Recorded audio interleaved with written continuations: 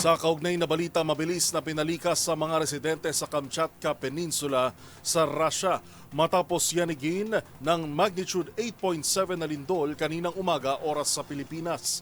Ito na ang pinakamalakas na lindol na naitala sa buong mundo kasunod ng magnitude 9 na lindol noong 2011 sa Japan.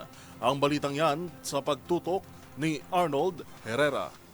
Niyanig ng 8.7 magnitude earthquake ang bahagi ng Kamchatka Peninsula sa Russia nitong mag-aalas 7:30 ng umaga oras sa Pilipinas. Ayon sa US Geological Survey o USGS, maaaring tamaan ng mapanganib na tsunami ang Pacific region kabilang na ang Japan, Canada, ilang isla sa Alaska at US to Mexico border. Ito na may tuturing na pinakamalakas na lindol na tumama sa buong mundo matapos ang nangyaring 2011 magnitude 9 earthquake sa Japan na nauwi sa kalunos-lunos na delubyo ng tsunami at ikinasawi ng higit 18,000 katao. Agad namang pinalilikas ng local governor ng nasabing peninsula ang mga residente at asahan ng mga malalaking alon na aabot sa 3 hanggang 4 na metro ang taas. Gayunpaman, wala pa namang naitatalang casualty ang mga otoridad at no to minimal damage lamang ang naitala sa kanilang mga infrastruktura.